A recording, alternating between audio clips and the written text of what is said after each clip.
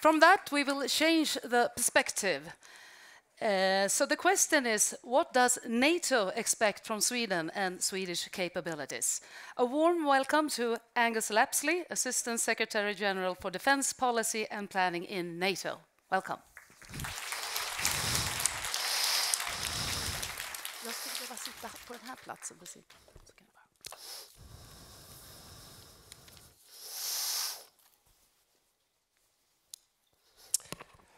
Your Majesty, Your Royal Highnesses, Prime Minister, ladies and gentlemen, first of all, thank you very much indeed for inviting NATO to this very special event. I can't think of any other event across the Alliance where a country brings together such a wide range of your politics and society, and I think it's a fantastic example, and I will take it back to other countries. So, Sweden is on the point of joining NATO, the most successful defensive alliance in history, and about to celebrate its 75th anniversary. You took a historic sovereign decision, and all 31 allies took sovereign decisions to welcome you into the alliance. And the commitments that you make and that we make to you in the alliance are enshrined in the Washington Treaty.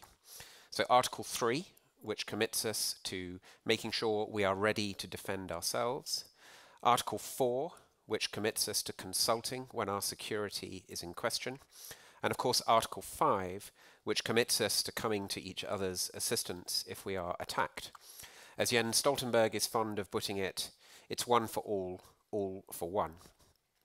NATO has never meant losing control. No ally ever loses full sovereign control of its forces. There is no NATO army. And nor does NATO replace existing models for defence cooperation.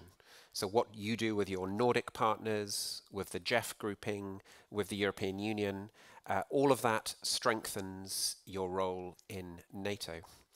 But the mix that NATO does provide, those commitments, a common command structure, common training and exercising, a defence planning process which sets common goals for investment and capability development. This mix has proved itself now into its 9th decade. It works. Sweden will strengthen NATO. As we heard from the Prime Minister, you bring some critical geographical advantages to the alliance, from the high north to the control of the Baltic Sea. You bring highly respected professional armed forces. And you have a world-class defence industrial base, which is really important to the alliance. And lastly, I think you bring a capacity for independent strategic thinking that will hugely benefit the alliance. I was working in the UK mission to the EU in the 1990s when you joined, and I saw the impact you made very quickly, and how unafraid you were to question thinking. In fact, we Brits rather liked that. NATO is not the EU, and things work a little bit differently, but we need those Swedish attributes. I never quite know whether to describe Sweden as a large country or a medium-sized country or a small country, and perhaps you're a bit of all of those things, but we need you to think big when you join NATO. Now, being part of NATO is, though, going to change the way you approach your defence. You will need to fully integrate into the command structure and the planning processes. And that's going well, but it does mean finding people, both military and civilian, who can think NATO and play a role within the alliance. You will need to adapt your force structure so that some of your warfighting capabilities, especially in land and air, are able to deploy anywhere across the NATO area of operations. And that means being all the way from the high north down to the eastern Mediterranean.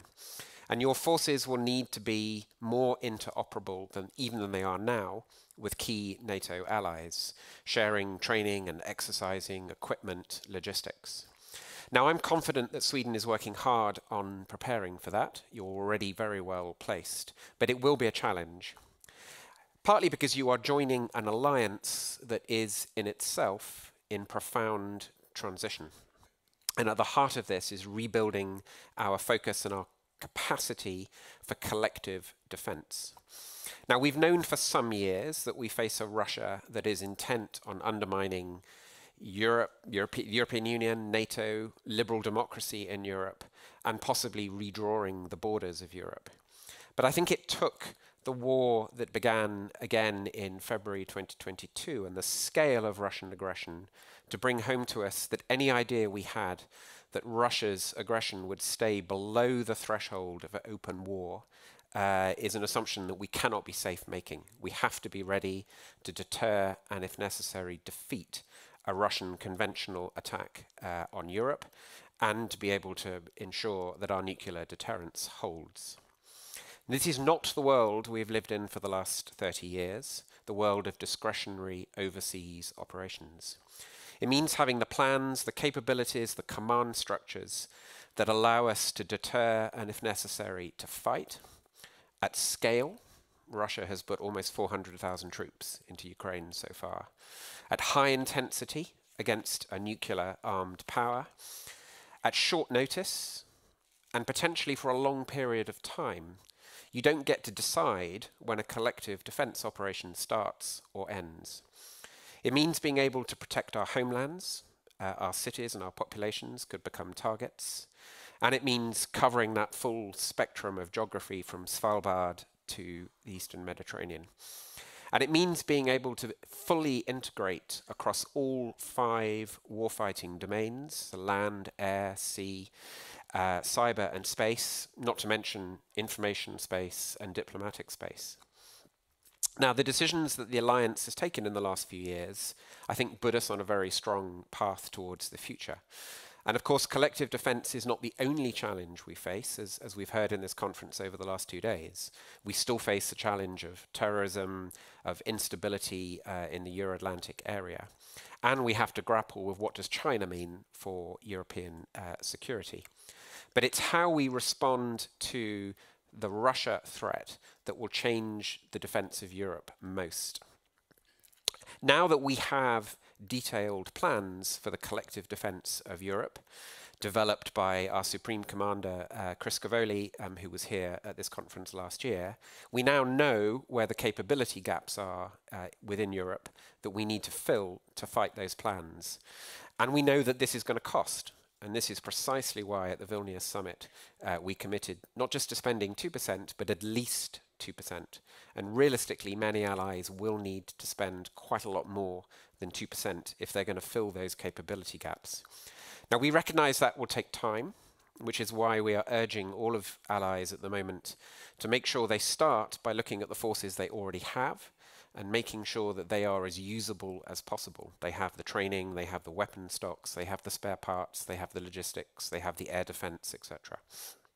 And what the Prime Minister said about your willingness to deploy to Latvia, as well as the commitments you're already making and the leadership role that you want to develop in areas like the Baltic is hugely welcome. However, we will need to grow and make our forces more robust over time. And that will require sustained investment in and engagement with our defence industries. And we need to do that at pace. Russia has lost huge numbers of people and material in Ukraine, but it has now very clearly put its economy on a war footing and is expanding defence industrial production very quickly. It will build back worse. And we cannot assume that we have 5 to 10 years before we need to worry about a conventional threat to NATO. And at the same time as rebuilding mass, we have to modernize and we have to get to grips with how we make best use of the whole range of technologies that are changing defense, whether that's AI or autonomy or hypersonics, electronic warfare space. And we have to look towards strengthening the resilience of our societies faced with the possible threat of war returning to Europe. And we have seen how successful Ukraine has been in mobilizing the civilian resilience of its society. And I have to say that Sweden's national expertise in this area, the leadership you're taking in having a civil defence minister and ministry, is really important. And we're already learning a lot from your experience. In conclusion, to be honest, this isn't the agenda I thought I would be dealing with when I started my career back in 1992 at the end of the Cold War. And this is a much tougher agenda than I think we have faced than at any point since then. But the dream that we had back in the early 90s of Europe whole and free is as relevant and I think as inspiring now as it was back then.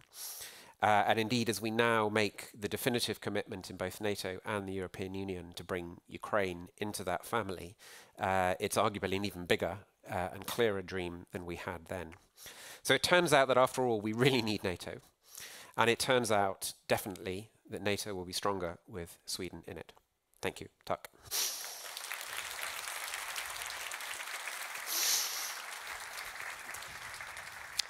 Thank you. And also here there will be possibilities to ask questions, so don't miss that opportunity.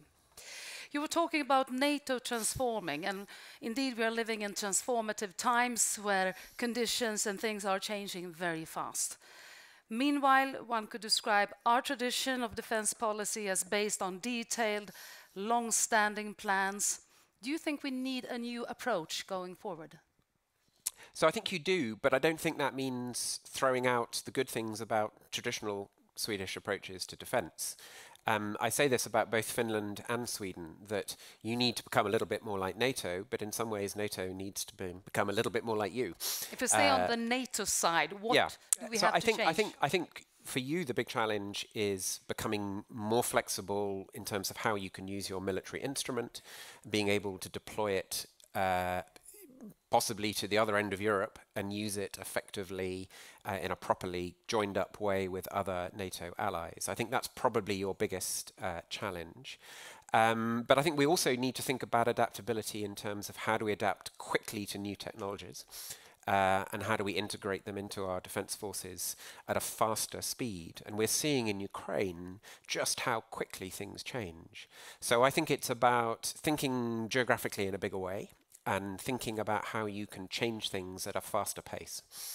Speaking about the transformation of NATO, could you give us a picture of how big a change we are facing or NATO is facing?